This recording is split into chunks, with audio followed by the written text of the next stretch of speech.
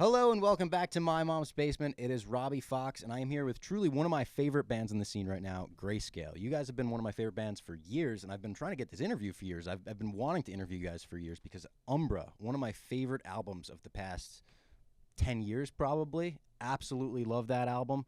How are you guys? We're great. We're great, man. Great. Yeah. Thank you for having us. I've also seen you guys live like a ton. Have you? Yeah, We've because been playing hard to get for an interview. Exactly. I'm always like getting so close, but yet so far. You guys are just on stage when I'm near you. Right. Yeah. But you guys took the train up from Philly. We were just talking Eagles Commanders. You broke my heart this weekend. It is what it is. Go Sorry, but not sorry about that. Yeah. Go Birds. Excited Go for Birds. the Super Bowl, obviously. But the new music is out now. It's been awesome. You put a lot of new music out towards the end of last year as well. Like the last single that came out was like late November. Yeah. But you've had a chance to play it live, right? You've had a couple shows since then. I assume you've taken it out on the road.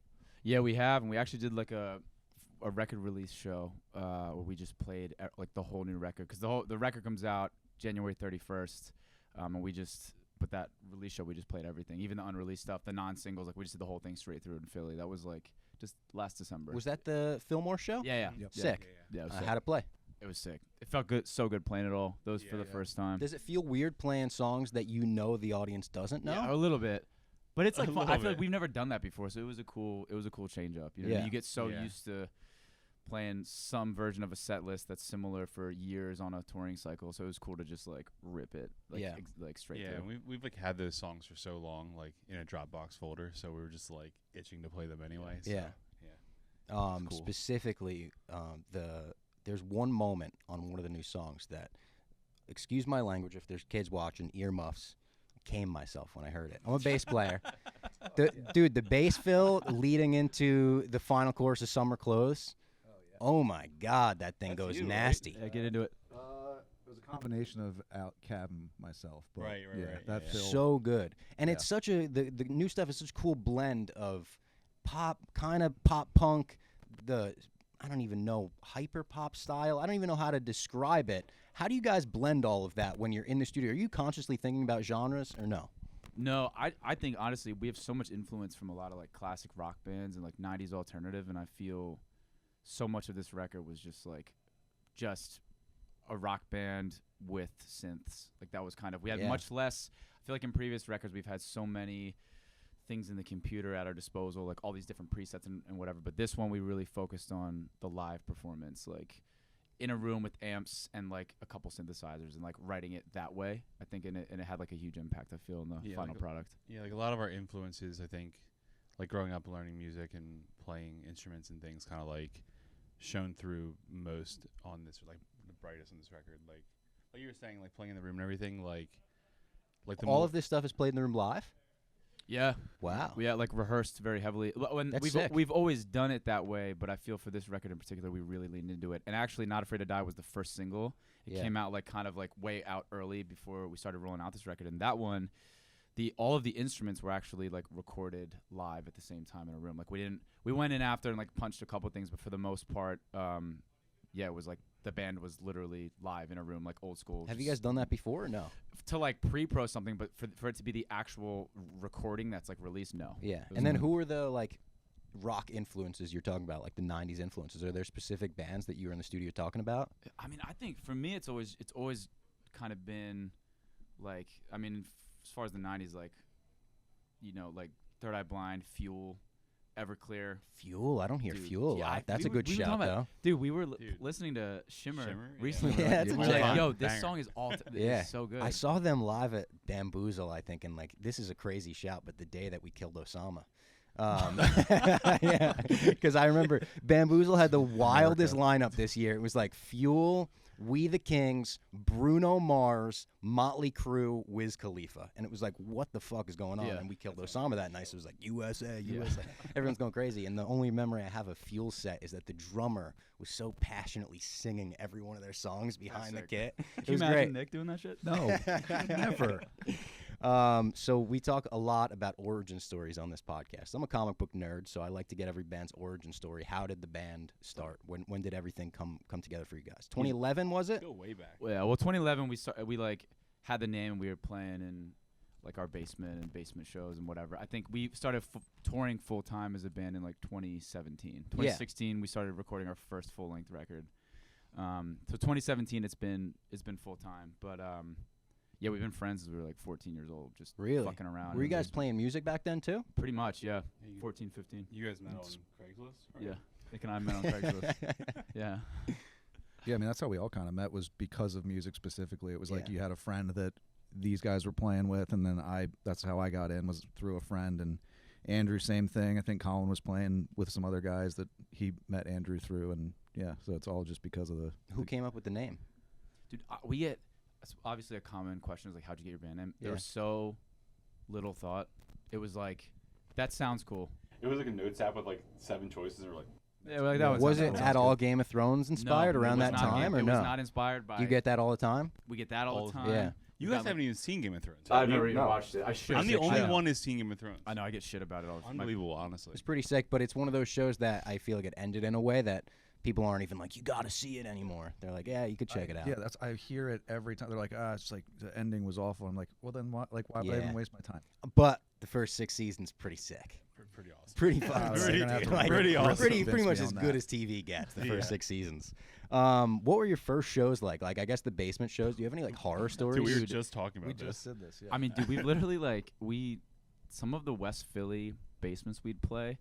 When like I don't know how familiar you are with like the drum kits, but like when you put a drum head on and then you screw out. Nick, why don't you explain it? But basically, we had to take like continues talking. the rim of the drum, the kick drum, like off in order yeah. to fit the kick drum down the staircase because they were it was one of those like West Philly basements were like literally. I thought you were gonna say to put your like custom kick head on. And I was Oh, gonna be no, like, no, oh, no. sick. No, but no, no, no. it was just Dude, the this hallways like were too we small. had to put the You what do you call disassemble it? the furniture. Yeah. Yeah, like the hoop. The hoop. The We had to put the kick hoop hoop. back on, like, disassemble and put it back together in the basement because it was so fucking tight down the stairs, like shit like that. Dude, So- we had one. There was one show where like I had mine to shaft. stand the mine shaft. We called it. There was just dirt in the corner, but like there was like 2 air ducts, and I literally had to stand with both shoulders at air ducts, and I like couldn't move my head because I couldn't go left or right. Yep. So I just had to stand like this and play guitar between them. That was crazy. Yeah. We Yeah. played shows and remember that like we would do like a tour where we would drive places and play to like 0 people, like a lot. Yeah. That was crazy. Play to the bartenders and the Dude, staff. And they would the other leave. bands. Oh, The bartenders would walk out. And you're like, God damn, they're being paid to be here and they won't even watch. Yeah, that's tough. Showing up and the promoter doesn't even know that a show is happening. Yeah, It's it's like, like- okay. Another tough story. I've heard that from a couple bands. There's You one show in, up and it's like, I guess you can Kung play. Fu Necktie in Philly, right? Yeah. Which is like it's like a cool like it's a spot like Yeah. pretty renowned or whatever. But yeah, our experience with that place was we showed up and the promoter like unlocked the door. Was like, oh, you guys are playing tonight? And we were like, yeah. actually, yeah, we are. Yeah, you telling if him. you don't yeah. mind, like we'll be playing. So what was the first like break you guys got? What was the first time where you felt like, oh shit, we got something here? I think we just like absolutely ate shit playing for so long in basements and then like in Philly and Yeah. then There was a couple of shows we got put on from yeah, eventually there was this promoter named Joe. Joe yeah. in Philly that like worked I think Live Nation or whatever, and he would like we became the band that would open when tours would come through Philly and get like 15 minutes when the doors were opening, like that kind of thing, and it was just grinding it out. We'd like kind of elevated from basement shows to that, and then did that for a long time. Then eventually it was like, okay, we'll have our own show, and we'll have 50 people there, and then 100, and then it just that was kind of it. Did you almost have to relearn the performance going from basement shows to like opening up, I assume at bigger venues? Do you feel there's a different like actual performance you have to give in front of a smaller crowd versus a bigger crowd? That's a good question. I mean, I feel like I mean like maybe I might answer for you, but I feel like being on tour with other bands, like you kind of just start taking notes from like what they're doing, and like when we first started, we like one of our first tours was with the Maine. And just like watching them every night and seeing how they interacted, like just kind of like leveled up your stage presence. They're an amazing live band. Yeah, awesome Yeah. live band, and like so fun and interactive. Getting and the crowd engaged. yeah, absolutely. And I think like going from basements where you're like, you know, from me to Dallas playing shows, it's like the performance maybe not different, but like how your presence is on stage and how you move around and kind of like interact. Do you prefer one or the other? I think it gets easier, to be honest with you. Like I feel when I look back on it, I'm like that shit was hard when like it was like 8 people just staring at you. Yeah. But like now everything's it's feeding back. like, I mean, and everything's feeding back, and you have nobody's looking out for you, dude. Nobody Yeah. gives a fuck. Like nobody cares. You can be drowning. The mic can be off half the set. The sound guy's out smoking a he's cig. out. Yeah. Dude. He's like, yeah. I mean, dude, remember that? I mean, this was not even that early on. Remember that one Texas sound guy at was so he just fucked left. up. He just like left. Yeah, like, but my point was like, Might have to bleep the venue name if we want to Yeah. go back. Yeah, we can bleep we're that. banned We can from bleep that it. place. But I just felt it got easier. I feel like we just eventually you just stop giving a fuck. Like when you play those shit shows to Yeah. nobody, and it's just like it's like your mic's off and it's just feeding back and it sounds and looks awful. It's like the lights are just like green the whole time. Looks like a Christmas show. Like yeah. 30 minutes of just green lights, but you do that long enough, and then I feel like now it's like it doesn't matter if it's 100, 1,000, 8,000. Like it doesn't. It's just like Yeah. I think we just rip it. Like now Yeah, it's I like feel like there's part of a mentality that I feel like like subconsciously are like we're gonna walk into this and just expecting that no one's gonna help or do anything. So you just walk in confident that I'm just gonna go do this, and I feel like that kind of Set the bar low. yeah, yeah, dude. just and to then- go in and fucking it's rock and roll. Who Yeah, cares? And then it like as you do it more and you play more established venues, whatever, like more real tours, whatever. Like it just with that mentality, it just becomes like easy, Yeah. sort of like yeah. What was the first like memorable or surreal moment you guys had on tour? Oh, dude. I mean, we've been doing it for a while. So many. First Do memorable. you have moment. one? No, Like- if you like- have one, go ahead. I mean, and we're friends with them now, so it's crazy to say. But when we first played, we played the last full Vans Warped Tour, and I think that was right when that Lovely Little Lonely record by the Main came Yeah, out. And I so good. loved that record, dude. And I remember, there's actually an interview. You can probably find it somewhere. Of like, I was doing an interview at Warped Tour. And they were like, "Are there any bands you want to see?" And I was like, "The Main," but they have no idea who we are. But like, I love them, whatever. And then like by the end of that summer, we became like fairly good friends with them. And then went out on tour. Dal and I have written with some of the guys in that band before. At this point, and then we just did the festival they have a festival in Arizona that we just played. 8123. Is Yeah. that it? Yep. So I don't. I mean, there's like I feel like that's just one example I can think of. I But feel like going to Europe. yeah, Like we were in like Warsaw, Poland, and people were singing along to our songs. That's They sick. don't speak like a word of English. Yeah. sick. And like seeing that like was just like an unbelievable experience. Piggyback a little bit. Yeah, I think it's just like anytime this gets to take us to a place that we've never been before or would never really have any business going to otherwise, like doing Australia coming up, it's like I would never personally be able to just like go to Australia, but the fact that people care about us four dum-dums playing songs over there that we get to go and You're gonna go Put- and they're gonna sing your songs back yeah, to you. That's yeah, sick. exactly. Yeah. That's awesome. So the actual sound of the band, I feel like it's evolved quite a bit over the years. Do you guys have to balance where you want to push forward the band creatively with like what the fans expect out of you? You think about that in the studio or no? I don't think we consider the fans' expectations at all. I Okay. don't think we ever have, even a little bit. Is that fair to say?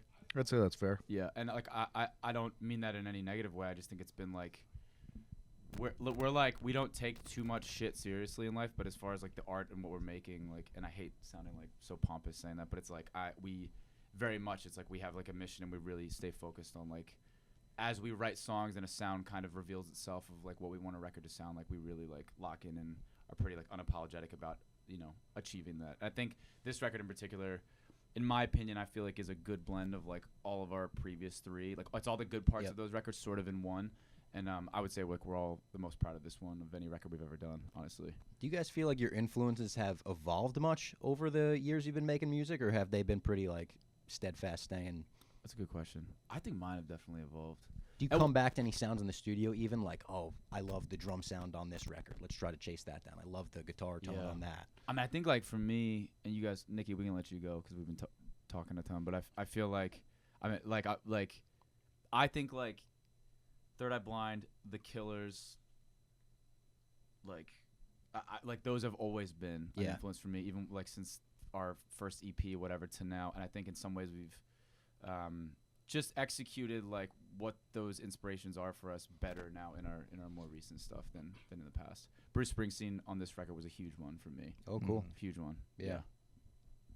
Yeah, I feel like if anything, as we've gotten older, for me at least, it's my taste has just kind of like refined over the years. And like I've always loved like kind of the same kinds of bands, like the 90s grunge stuff is always my favorite. But I think the older and the more like experience we've gotten in the studio writing music, it's kind of like learning how to channel those influences in a way that like complements the kind of music that we make. Like I love the Smashing Pumpkins, but we don't write like that kind of music. But like listening to the way Jimmy Chamberlin like plays the drums on those records, and like I don't know, just taking like little tidbits of things that different drummers do has always been like a huge part of. It's very creative on the new stuff. I feel like even the like you do a lot of stuff that like I feel like I don't even see coming.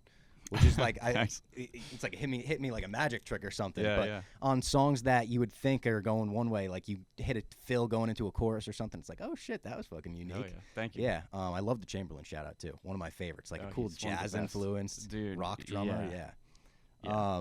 And then your songwriting process. Do you usually start with lyrics, melodies, riffs? Where does it start for you guys?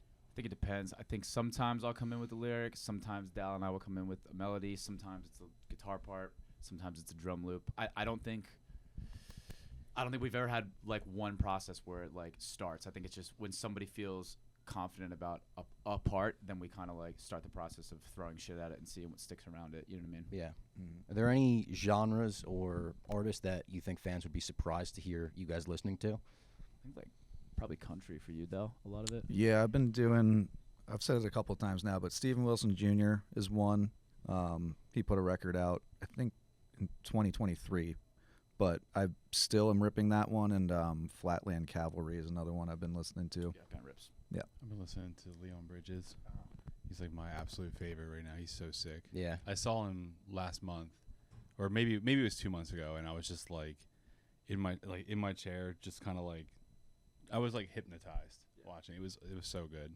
If Grayscale could collab with any artist, living or dead, who you picking? I think our favorite, if I had to like run a thread through our favorite bands, I think Led Zeppelin would probably be the most resounding one. Really? Yeah. I love that. It's definitely in our top five. Like there's shit in everybody's top five that's different, but I feel Oh like God, I need a Grayscale Zeppelin cover. I mean, Yeah, we could do. Fly Robert Plant out. No problem. I would just step aside. Yeah, do like you know how they did Jimmy Page and the Black Crows at the Greek? Yeah. You guys do that with Robert Plant or something. Yeah. Yeah. Or John Paul Jones. Maybe he comes out. Yeah. Plays bass on your shit. That'd be good. Yeah, that guy. True. That guy rocks. John Paul Jones, I know you're watching. Get out there with Grayscale. Can you imagine? We would just be in the studio like, no, I couldn't. Just sit back. Who's in charge of the band's aesthetic and like album covers and stuff like that? Do you guys all pitch in on that kind of stuff? I feel like you guys have a really cool vibe with that stuff.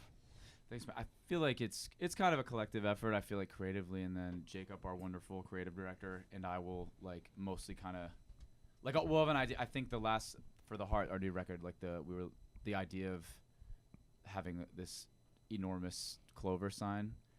Originally, we were like, this would be really cool. Well, maybe it's like a Photoshop thing. Maybe we like get it in a studio, and then like scale it up, or whatever. Because it would be crazy to make an 8 foot tall full one and then carry it out into the middle of a field and take pictures of it at night. And then after going through all the motions, going through all of the options or whatever, we realized that was the only option. Yep. So we had like a sign fully made from Dallas's friend Joey. Yep. Shout out Joey. Yeah. And then we carried it out in the middle of the night illegally without a permit and took photos of it while the sun was coming Whoa! up. Don't say that. yeah. Statute limitations. There. So many mosquito bites. It was. We're gonna go do it again later this week. Yeah. Are you for man. promo? Just album promo? Yeah. Sick. I did it last night, actually. Such a bummer. Oh, that's my bad. I forgot we switched the days. Yeah. I did it yesterday for 5 hours. Oh damn! Put the team on your back. That's right. What do you think has changed the most in the scene since you guys have been in it? That's a good question. Well, there is like this. I mean, like, since we started till now, like there was this huge nostalgia kick. I feel like the Like last the pop couple punk years, nostalgia kick. yeah, like that, like whether it's like emo, pop punk, whatever it is, like there was within that scene at least, there was this like huge, like everyone was going back to the old stuff. Everything was like really nostalgic and Reunion It kind of like had like a tours. resurgence in a way. Anniversary tours. Yeah, I think that is the biggest thing. Yeah. Is the whole like nostalgia part of Do it. you guys are you guys cool with being lumped in with pop punk bands if you do get lumped into like the scene, or do you feel like that is like a mischaracterization of the band? I definitely feel it's a mischaracterization Yeah. for sure. I don't care. Like if you like our music, great. Like It's probably just because you guys have opened for a lot of and bands I mean, in that genre, we like right? cut our teeth doing Warped Tour. Like Yeah. it's like, and we are so incredibly thankful for that opportunity, and like it meant so much, and it's part of why we're able to do what we do. Like we don't, it's in no bad way, shape, or form. I just think like our first record, Adornment, being just like a rock record, punk rock, pop punk, whatever you want to call it. Like I think just from there, especially where we're at now, like I just feel, and I've always felt in a lot of ways, if you really get into like the nitty gritty of what, like how pop punk music is written, specifically like the parts and like the patterns of it, I feel we're just a rock band. Like we're just an alternative rock band, alternative band. Yeah. And you could hear that when you listen to your music versus like a traditional pop punk band. There's a clear difference there, but I feel like a lot of people would just like, you're on the pop punkers subreddit and stuff. People are talking about your music there just because it's like, oh, you're with these bands. But I agree, it's like it's a much different sound. I mean, I think the Main is kind of similar. Yeah, I think true. that's a good example. The Main is a great example. I think of that. some people, it's so funny because there's Grayscale fans that are like Umbra and on, and then there are like the early fans. Yeah. Like the pop punkers, like that. Do you feel like Umbra was the split for people? I think so. Yeah. Probably. I think somewhere in there. And I wonder why, because that record, like, it has such a rock sound. Yeah, I mean that's the thing, and especially like the Hart, the one coming up. Like in my opinion, that's the most rock record we've ever written. It is. I mean, it is the most like guitar, like dirty, gritty. Yeah. But you organic. throw synth in there and it throws people off. It hits something in people's brain, and they're like, "Oh, this must be pop." Yeah, but yeah, but it's I don't care. I think sometimes like watching people try to figure out is like kind of funny, but it doesn't really matter to us. It's like if you support a band, great. Like we're thankful for that, and we just want to rock. Is there anything about being in a band that you wish fans understood more? Oh no. Complications? I just feel, dude, it's just like such a labor of love. It's so. I mean, we're very lucky now. Like, we're so close. We've been friends our whole lives, and it's always been like. But yeah, I mean, just like the travel, the exhaustion. So much of it is just not doing like band stuff. So much of it is just like other bullshit. Like you think about going on a tour, they've been playing a show, and it's like 3% of it is playing the show. Yeah. You know what I mean? And it's like that's your hour a night where you get to have fun. If on a headliner, sometimes it's half an hour, you know, and it's like it's just like a lot. There's a lot of other like just like little things. Like even yesterday we were taking promos with that sign in the middle of the field, and we just like ran behind on the day, and it was like we're losing daylight, and then we like forgot like our generator wasn't working. We forgot a converter, forgot an extension cord. It wasn't grounded. We could smell electrical. We were like, smells like there's gonna be an electrical fire if we don't get a power strip real quick. Just like all of those little things were something where you're like, oh, go take pictures with this big sign. I feel, but it's like there's a lot that goes into that. Freezing your balls off, hoping there's not an electrical fire in this field you're illegally in. Some guy came and yelled at us. He's like, "You ain't supposed to be here." Yeah. I'm like, all right, dude, we'll be quick. But yeah, no, I mean, it's just a lot. There's just a lot that goes into it. I guess would be my shorter answer to that. Yeah. Mm-hmm. Anything from you guys? No, I mean, I think Colin makes a really good point. Like, you want to just play music with your friends, and especially like, you know, rehearsing for tour, but it's like, oh, we got to make these files and do this and go pick up this rental and whatever. And it's like, you're just like planning for 5 days of rehearsal, and then it's like 2. And it's like, all right, let's go. We'll figure it out, because we do rock, but yeah. Yeah. We do rock. Definitely rock. In case that was maybe one of the other things that lumped you guys into that pop punk genre was the Love Yourself cover. Because we also, in pop punk, we have like a fake Barstool band here, and he plays rhythm guitar in it, I play bass in it. We do. You got a bassist build, bro. Oh, thank you. I got appreciate it, like, that. Yeah. Well, it's either you're like me or you're like a huge like jazz player and you weigh 300 pounds. Yeah. But that cover, we do like a rip off of your cover of it. We started slow, and then at the first, you know, You Should Go and Fuck Yourself. Then we go into a punk version of it. Cool. Oh, but cool. at the time, I was definitely like, yeah, we're ripping off Grayscale doing this. That's sick. So thanks for we do a cover of a cover. And I appreciate that. Yeah. We'll I'd love to hear it sometime. I've got some fan we'd love questions. to hear it. Okay, cool. I've got some fan questions Okay. from a big Grayscale fan. Favorite touring memories with All Time Low, specifically Ryan. Just like telling him that he looks like. Did this come from Ryan? Yeah. It's anonymous. Okay. Remember, we were gonna make T-shirts on that tour that said Brian Dawson and had a picture of Wee Man. I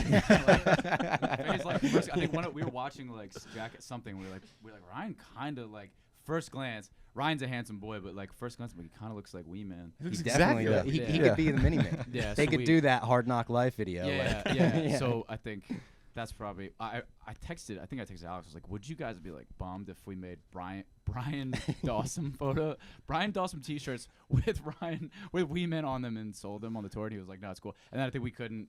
There was some merch limitation where we Couldn't couldn't get Wee Man's rights. Yeah, there was some legal issue, but another fan question, anonymous. Favorite all-time low song to hear live, specifically Ryan's parts. Man, Nick, what do you think, dude? I'll let you answer that. Oh, I don't know, bro. There's just so many, huh? So many good Ryan moments. Yeah. And listen, if you don't have an answer for that one, I got one more question. Most surprising thing about All Time Low after being a fan for decades, specifically about Ryan. I hate him, dude. Yeah, those were all written by Ryan Dawson, if you couldn't put that together. And also, I've been told by a mutual friend, Steve, that you guys are a huge band that loves to do bits just for yourselves. You just like to make yourselves laugh on tour, even if it's for nobody else. Can you think of any examples of these? Oh yeah, so we theme like our, whether it's like a bus or bandwagon, whatever we're traveling in at the time, RV, whatever it is, we theme it like super heavily every tour. So we'll pick one. An example would be like Miami Vice. We'll be like, okay, this theme is Miami Vice for the tour, and we will spend a lot of time and energy like decorating. We'll all have costume. Like we can pull up some photos after this of like just we gotta all of put us in like pictures white in. suits. We did we did Vice City the Or one Vice time. City, We that's had what it like neon lights everywhere. Like I had a white suit, and like we all bought like fake gold pistols and cigar, like a cigar dehumidifier. like it goes so far as that we like build it into the budget for the tour. Like there The is bit budget. there's a decoration Literally, budget. there's a budget. yeah, we did like a Harry. Remember the Harry Potter theme was nuts. Nuts, Yeah. dude. Like, cause like you're inside this little bandwagon, and like when you get in there when the tour starts, it's bare. There's nothing there. Yeah. It's just like white walls, dude. Like we cover we get like for that one we bought wrapping paper, and like the entire wall was covered in like wrapping paper. It looked like the inside of like the dormitories. We had like a platform 9 3/4 sign, owls everywhere. Like we found, when did this like I went to full-on broom. Ollie's, like the bargain. Where did you get this idea? Ollie? Or We just pick one started every doing tour, it. and we just absolutely. But commit. I just mean in terms of like doing this. Like I've never heard of a band decorating their I don't shit know like where did this. I don't we know, just started man. doing it. We Like just we were like, this is Just to being make in the here is vibes so a little depressing. better. Yeah. Yeah. I mean, I think it's like tough being away from home for so long, but we're like, I don't know. Also, it's just, I don't know. It's We just- were talking about doing one that was like the opposite of comfort. It was like it was like It was just it was what was it? It was like the stock market one. What was it? I forget. Shit. It was so funny. We were talking about just getting like it was like economic collapse Yeah, or it something. was something- like we were gonna put like recession. It was recession. Yeah. So we were gonna just have. I confused it. Sorry. So we had a recession bit where we were just gonna have like stock tickers with like everything going down and just like newspaper clippings of like America's Just, economy. like, trash everywhere. But then we had another one. Well, we executed. We had one that was like male enhancement was one Okay. Nice. that we executed really well. And so it was sick. there was just like male porn basically everywhere and just like. It was Like just raw meat and like guns and yeah, crossbows, dude. and there were just all these like Nerf. It was so stupid. It was so stupid. Has there been a theme selected for the Mayday tour coming up? We've had American Dad in the pipeline for a while of just Okay. like Yeah. We were talking about like just bringing a weed whacker, Yep. just to Like, have Just having a like whack. yeah, just like getting out at like 5 a.m, 6 a.m. before everyone's awake on the bus, and like and waking just start everybody whacking up. weeds, waking everybody Slamming up. all the cabinets, waking Yeah. everybody up, calling You each gotta other get the lazy. headphones and the glasses too with it, like the true Oh, dad. yeah. Maybe Everyone's like the Air got Monarch Monarchs. 4s. Yeah, Yep. exactly. Yeah. Yeah. Trip over shit, just get pissed off. Yeah, that Just would be a good one. 9 pairs of Nike Air Monarchs for us. Yeah, And the crew. I think my dad would mow the lawn in like bike shorts that were too short. Yeah, and we'd short. always be like, Yeah. "Why?" That's part of it. You That makes know, like sense. that's part of Yeah. it. Yeah, I'm looking forward to it though. I definitely want to see you guys. You're coming to Stone Pony Summer Stage and Pier 17. So Yeah. if you're in the area next year, Mayday Parade, Grayscale, huge tour. It's gonna be awesome. Appreciate you guys coming in, and of course the album comes out January 31st. Stream it everywhere where you can stream music. Hell yeah. Thank you. Thanks for Thank you, having bro. us. Yeah, Appreciate thank it. you so much. This was a blast. Sweet.